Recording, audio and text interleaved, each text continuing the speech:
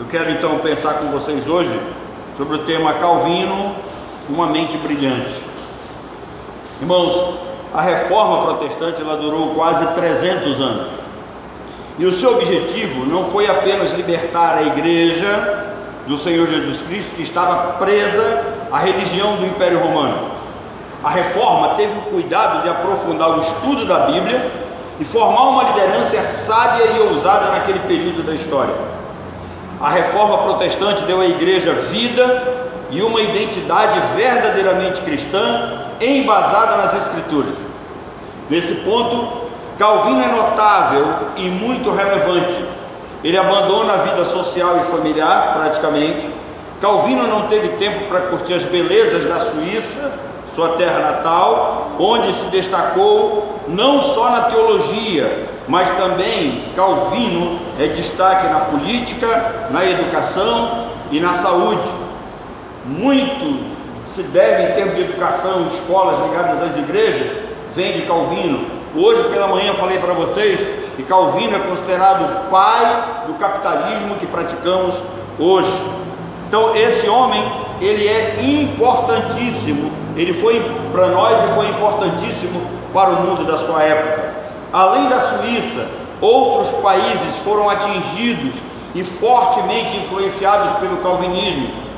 Países como a Inglaterra, como a Escócia, como a Holanda, como a França, como os Estados Unidos, e a mensagem de Calvino chegou até a África do Sul. Calvino me ensinou a olhar a Bíblia sobre a ótica da soberania divina. Calvino nos diz que Deus é o Senhor, o grande maestro que rege a sua criação, o rei que faz todas as coisas conforme o conselho da sua vontade. Esse é o Deus que servimos, esse é o Deus que Calvino apresenta à humanidade. Calvino chamou a atenção dos teólogos e pregadores do Evangelho para doutrinas que a igreja de Cristo, presa a Roma, havia esquecido. Calvino resgata a teologia paulina de forma pura e simples, ou seja, a teologia ensinada pelo apóstolo Paulo. Observem que nos escritos de Paulo, sempre vocês vão encontrar palavras muito utilizadas por Calvino, como eleição, escolha de Deus, presciência, predestinação e tantos outros temas. Calvino pode até ser uma figura controversa para alguns, mas é lamentável que o maior reformador da igreja seja uma figura desconhecida e mal compreendida da maioria dos crentes. Nesse mês tão importante para nós, é necessário afirmar que o legado de Calvino dividiu a história teológica. Quer você goste ou não, a teologia está dividida em antes e depois de João Calvino. A abrangência e a profundidade do pensamento deste homem faz dele o mais influente teólogo da igreja cristã. Por isso eu volto ao ponto: se você não é calvinista, é por pura ignorância, e se você é batista, é calvinista de pelo menos um ponto, porque todos os batistas creem na segurança eterna de salvação e na perseverança dos santos. Eu acho isso interessantíssimo, que a maioria dos batistas, ou todos os batistas, creem no último ponto, mas rejeitam os demais.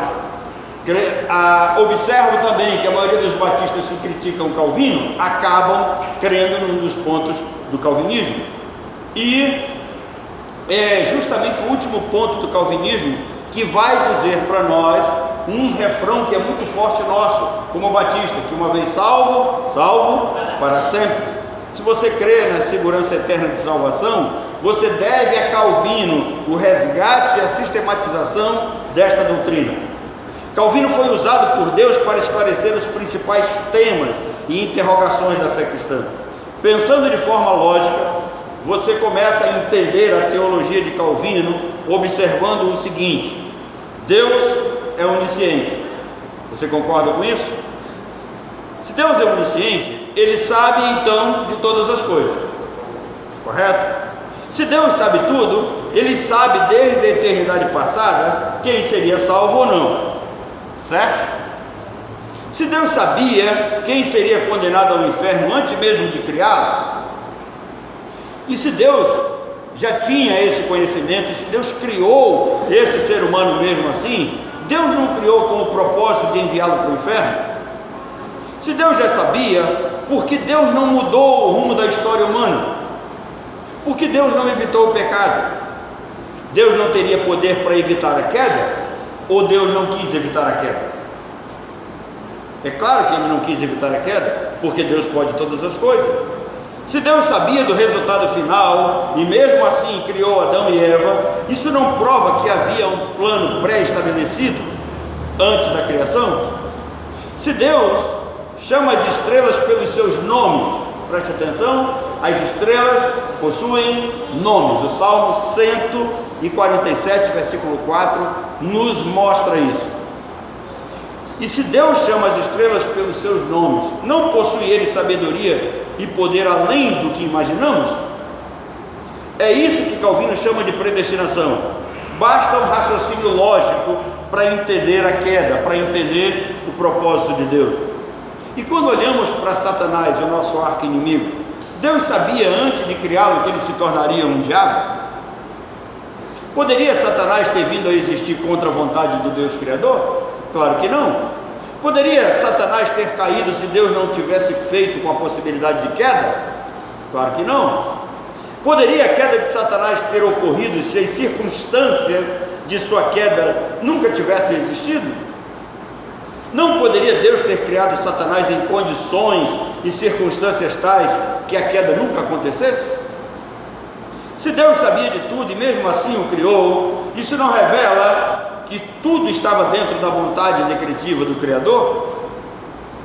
Calvino mostrou ao mundo que ao criar Satanás, Adão e Eva, ao criar Satanás, Adão e Eva, Deus estava sentenciando a humanidade à condenação eterna debaixo do pecado. É o que nos diz a carta aos Romanos. Paulo diz que Deus sentenciou todos os homens debaixo do pecado. Por isso que no capítulo 3 ele diz que todos são pecadores.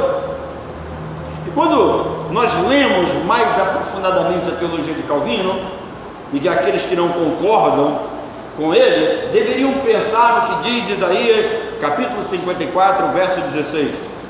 Isaías 54, 16 nos diz o seguinte: eis que eu criei o ferreiro, que assopra as brasas no fogo, e que produz a arma para o seu devido fim. Também criei o assolador para destruir. São palavras de Deus. Foi Deus quem disse isso. E quando nós olhamos para a profundidade da língua hebraica, essa expressão, criei o assolador para destruir, também tem o seguinte sentido: eu criei o exterminador para gerar o caos. Deus não se exclui disso. Isaías 45, 7, eu formo a luz e crio as trevas, faço a paz e crio o mal, eu faço todas essas coisas. Todos esses pontos, quanto aos decretos, a vontade de Deus, a eleição, a predestinação, eram muito claras, eram pontos muito bem resolvidos na mente de Calvino. Calvino não tinha problemas com isso. E a igreja de Cristo, organizada e doutrinada pelos apóstolos, também nunca teve problema com isso. É só olhar Atos capítulo 4, versículos 26 a 28.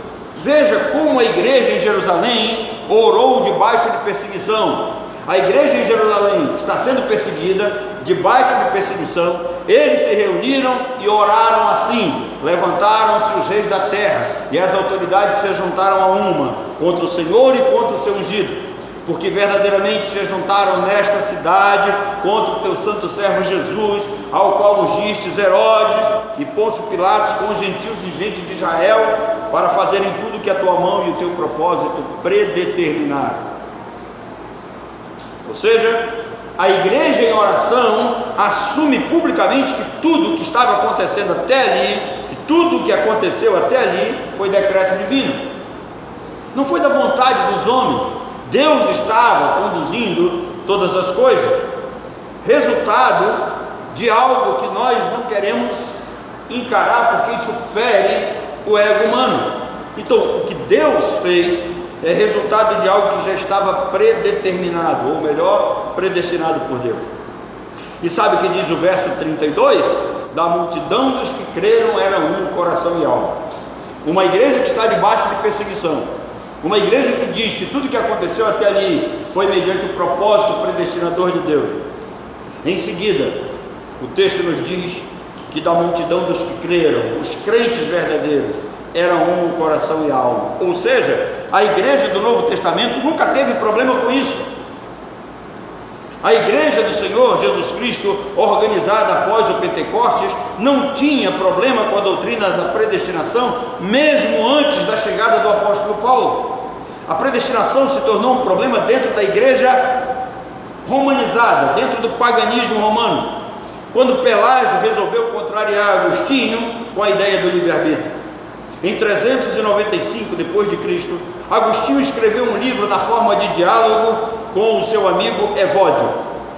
No livro, Agostinho apresenta algumas teses a respeito da liberdade humana e aborda a origem do mal e o mal moral dentro do livre-arbítrio.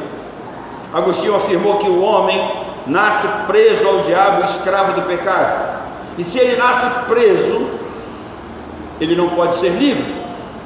Pelágio se levantou contra. Pelágio disse que o pecado não escravizou o homem, não afetou a capacidade do homem escolher ser ou não salvo. Pelágio disse que o homem é capaz de levar uma vida pura, sem pecado, graças à sua força moral. Pelágio foi condenado em 417 e expulso da igreja pelo Papa Inocêncio. Pelágio até hoje é considerado um herege. O tema predestinação e livre-arbítrio perdeu relevância, saiu de cena por um bom tempo e voltou em pauta de forma muito forte com os remonstrantes, que eram seguidores de Armínio, denominados de arminianos. Estes arminianos disseram que Deus é soberano, mas o homem possui um livre-arbítrio que concorre com a soberania de Deus. E dentro do tema salvação, a vontade do homem é superior à vontade de Deus. Os arminianos disseram para a humanidade: Deus pode até desejar salvar alguém, mas se o homem não quiser, Deus não salva. O homem pode resistir ao Criador e decidir ser ou não salvo. Eles disseram isso contrariando Calvino. Nesse ponto, a humanidade então se dividiu entre calvinistas e arminianos. A maioria rejeita a doutrina da predestinação por pura ignorância. Na realidade, as pessoas rejeitam aquilo que não sabem, falam do que desconhecem, criticam aquilo que são puramente ignorantes. Em primeiro lugar, em Calvino, dentro dos ensinos de Calvino, a predestinação não tem relação, não tem nada a ver com um tema teológico chamado antinomismo ou antinominianismo, como dizem alguns. Filosoficamente, o que é o antinomismo? Antinomismo vem de duas palavras gregas. Primeiro, anti, que significa contra, e nomos, que significa lei. Então, teologicamente, o antinomismo é a crença de que Deus não impõe preceitos, de que Deus não impõe leis morais, de que Deus não impõe regras para ninguém. Ora, isso é muito comum dentro do livre-arbítrio, porque se Deus deu um livre-arbítrio para que o homem arbitre em todos os sentidos da sua vida, Deus então não interfere na vida do homem, Deus então não dá leis para ele, Deus então não coloca preceitos para nós, qualquer um deve viver do jeito que bem entende. E infelizmente é isso que a humanidade está sendo levada a praticar. Parece que nós estamos no período dos juízos. Naqueles dias não havia um rei em Israel, cada um fazia o que achava mais reto. Dessa ideia do antinomismo, alguns pegaram essas ideias e disseram o seguinte: se tudo já está predestinado, você não precisa evangelizar nem doutrinar ninguém. Não é isso que a Bíblia diz. Calvino nunca ensinou isso. Isso é ignorância de quem chega a essa conclusão. Quem diz que tudo já está predestinado e não precisa evangelizar, esqueceu-se de que o Senhor Jesus, antes de ser assunto aos céus, ele deixou uma grande comissão, formada pelos seus apóstolos, encabeçada por eles, e ele disse: ide por todo mundo e pregar o evangelho a toda criatura. Quem crê será salvo, quem não crê será condenado? Não, quem não crê já está condenado. E por que já está condenado? por causa do primeiro ponto do calvinismo, que o homem já nasce morto em delitos e pecados.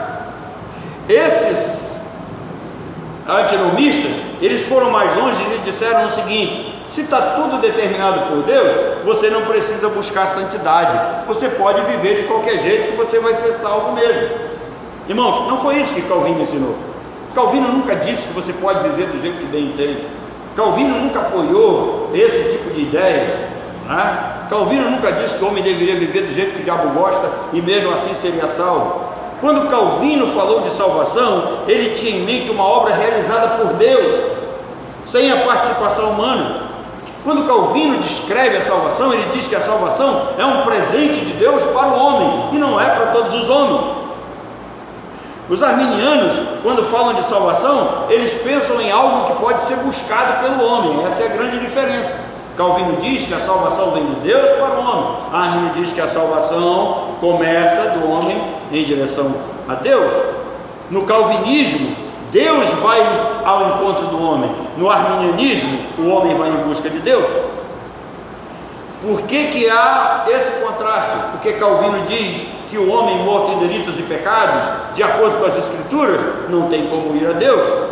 No calvinismo, o homem morto em seus delitos e pecados está impedido por essa natureza pecaminosa herdada de Adão de chegar até Deus. No arminianismo, a morte espiritual não afetou a vontade nem a capacidade de o homem ir a Cristo. No calvinismo, Deus é quem escolhe, e além de escolher, Deus aplica os benefícios do sangue de Cristo sobre o pecador. Por isso esse pecador é declarado justo, esse pecador é santificado, esse pecador é adotado como filho. No arminianismo, o homem é quem determina a aplicação dos benefícios de Cristo. E eles chegam a falar uma loucura, algo que não tem o menor sentido. Ele diz: olha, a dívida de vocês já está paga na cruz, mas ela só vai ser efetivada se você aceitar. Ora, se já está paga, alguém vai ser cobrado por quê? Agora, eu uso a ignorância dos arminianos para dizer: se já está paga, eu não preciso evangelizar, eu não preciso pregar, porque ninguém vai ser condenado, a dívida já está paga. Mas não é isso que as Escrituras dizem. Ou seja, quando nós falamos de Calvino, nós estamos falando de um homem que era monergista. O que é o monergismo? O monergismo, dentro da teologia, é o conceito de que Deus realiza a obra salvífica sozinho, sem a participação humana. No calvinismo, Deus é o Senhor. No arminianismo, Deus é servidor e provedor de bênçãos. Mas a grande polêmica entre essas duas linhas está no livre-arbítrio. Calvino via o livre-arbítrio presente em todos os sentidos da vida, na moral, na religião, no caráter e até no âmbito psicológico. Entretanto, Calvino não disse que o homem não é livre em suas escolhas e decisões. Quando nós falamos que o homem não possui livre-arbítrio, as pessoas pensam que o homem não tem liberdade. Não é isso. Calvino nunca ensinou isso, ele nunca disse isso, e nós calvinistas nunca dissemos isso. Pelo contrário, você faz escolhas sim, elas são significativas. Agora, Calvino disse que o homem é um agente livre, mas a sua capacidade de arbitrar está contaminada pelo pecado. Por isso ele não é totalmente livre. Vou dar um exemplo para vocês aqui que eu já dei há muito tempo atrás, e é muito simples. Você possui relógio? Esse aqui eu não gastei nenhum tostão, porque foi o Jonas que me deu. Foi presente do Jonas. Mas quando você vai comprar um relógio, você simplesmente chega lá e compra? Não. Observe que você vai ser atraído por alguns detalhes: design, modelo, marca e por aí vai, até chegar naquilo que nós chamamos de preço. Então, o que Calvino está dizendo? A nossa vontade, ela não é totalmente livre, ela é influenciada externamente. E quando Calvino leva isso para o âmbito espiritual, ele está dizendo o seguinte: tudo que o homem pensa e faz pende ou inclina para o pecado. Isto é resultado da natureza pecaminosa de Adão. Ou seja, observe que de vez em quando vem alguns pensamentos vindo na sua cabeça para você fazer alguma coisa errada. Vem ou não vem? Sabe o que é isso? Velha natureza, velho homem. Mas aí Deus, em sua misericórdia, Ele vai, por meio do seu Espírito, trabalha nesse barro que somos nós, e Ele diz: não faça isso. Tudo que o homem então pensa e faz está contaminado pelo pecado. Calvino disse que a liberdade humana, ela sofre a influência da escravidão do pecado. Jesus disse o seguinte: aquele que comete o pecado, ele é escravo do pecado. Então, Calvino simplesmente falou para nós aquilo que o próprio Senhor Jesus Cristo disse com suas próprias palavras: aquele que comete pecado, ele é escravo do pecado. Quando é que esse homem vai se tornar livre? Essa frase ficou marcada na história do Brasil por causa do nosso presidente, e ele sempre usava essa frase: se o Filho vos libertar, verdadeiramente sereis livres. Claro que dentro da teologia, não tem nada a ver com a política, mas dentro da teologia, esta é uma expressão que Cristo está dizendo: o único que pode libertar o ser humano é Cristo. O homem não tem poder, capacidade para fazer tal coisa. Por isso o homem não é livre. E mais, suas escolhas sempre sofrerão a influência do mal. Sempre vai pender para o mal. Vou dar uma explicaçãozinha que alguns não vão gostar, mas eu quero brincar aqui com os meus amigos, né? O que Calvino disse é que a natureza herdada de Adão é como aquele árbitro flamenguista de coração, cujas suas decisões sempre pendem para o Flamengo. É isso que Calvino diz. Deixando a brincadeira de lado, tudo quanto vamos fazer está contaminado pelo pecado. Tem sempre uma segunda intenção por trás. Ou seja, o pecado tirou a imparcialidade do ser humano. O homem debaixo do pecado, ele é propenso, ele é inclinado a pecar, por isso ele não é totalmente livre. Calvino mostrou que a nossa balança já vem com um peso para o lado do pecado. Ao decidir e julgar as coisas, o pecado sempre vai estar presente e influenciando o ser humano.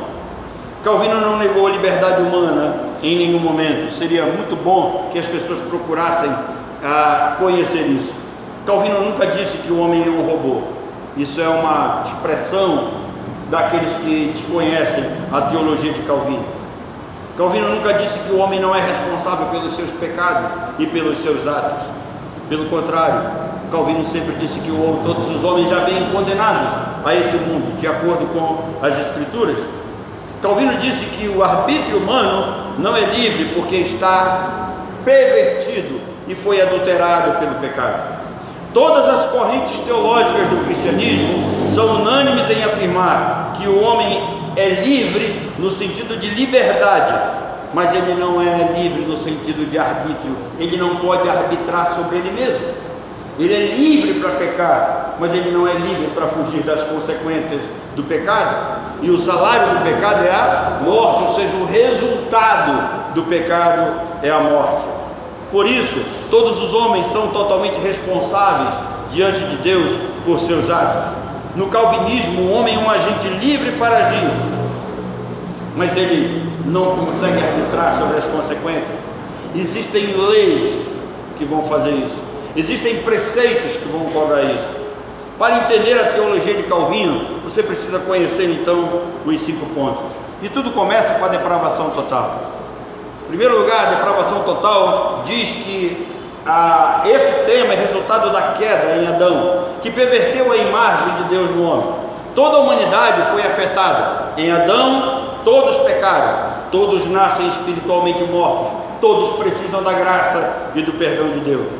Por isso o homem é incapaz de salvar a si mesmo. A salvação então é um ato divino. É isso que diz o primeiro ponto do calvinismo.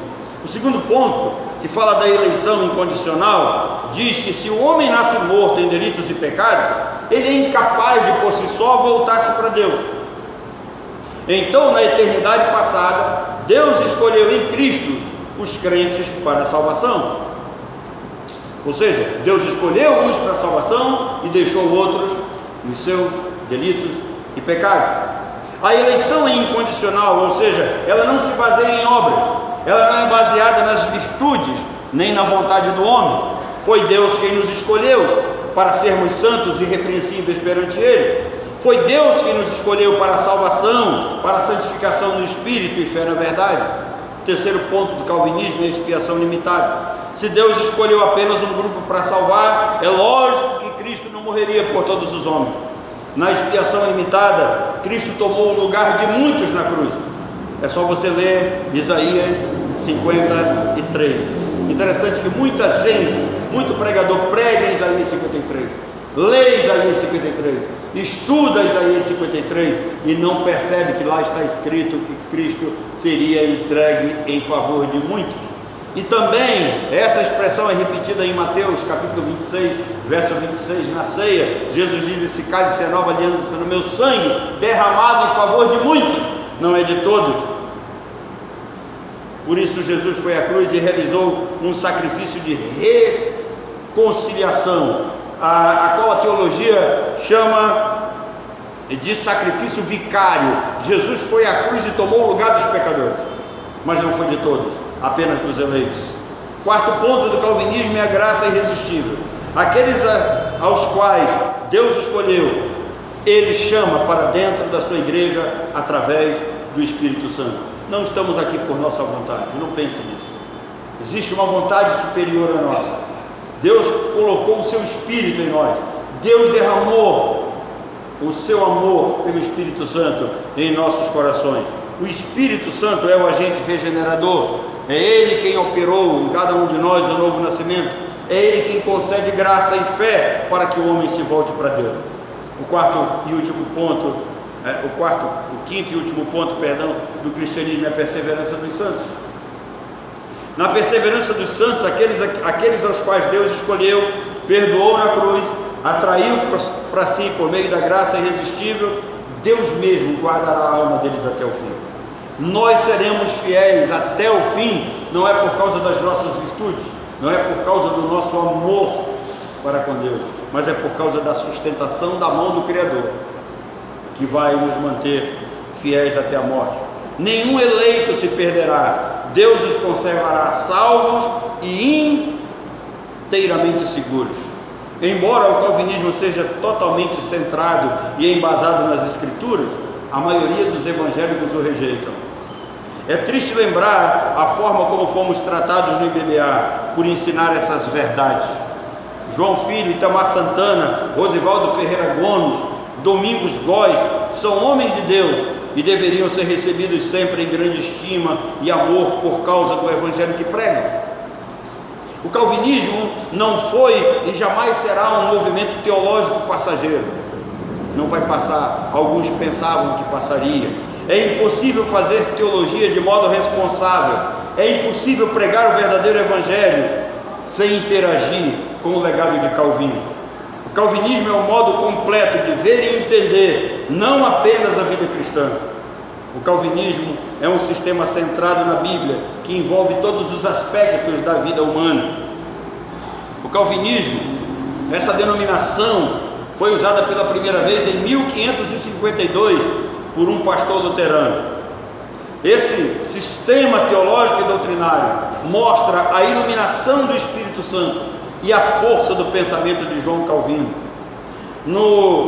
Olhando assim, de modo bem claro, Calvino apresentou para nós a profundidade da teologia bíblica. E queridos, não é à toa que o nome dele é JC. Tem essas iniciais. Um homem que recebeu o que, humanamente falando, em termos de teologia, eu só conheço o apóstolo Paulo. De modo claro e profundo e correto, esse homem soube como expor o verdadeiro sentido das doutrinas bíblicas. A obra de Calvino não se resume às institutas. Tem gente que pensa que Calvino escreveu apenas as institutas. A Biblioteca de Genebra possui 2035 sermões de Calvino em manuscritos. 2035 sermões. Existem lá comentários. Calvino deixou comentários. Para quem não sabe, hoje pela manhã eu falei, Calvino escreveu um comentário do livro de Oséias, que foi prefaciado por Armínio. Existem sermões, existem comentários, existem temas e assuntos relacionados à reforma. Calvino publicou folhetos e tratados apologéticos contra o catolicismo romano, contra os anabatistas e contra outros. Mas o mais conhecido escrito de Calvino é sobre a ceia do Senhor. Irmãos, eu quero terminar dizendo uma frase para vocês. Calvino foi o que se pode denominar de uma mente brilhante. Eu vou repetir. Calvino foi o que se pode denominar de uma mente brilhante. E esse homem morreu dando toda a honra e toda a glória a Deus. Calvino dizia: somente Deus merece o nosso louvor e a nossa adoração. Somente Deus merece toda a honra e toda a glória, porque o homem não passa de um verme. Que Deus nos abençoe.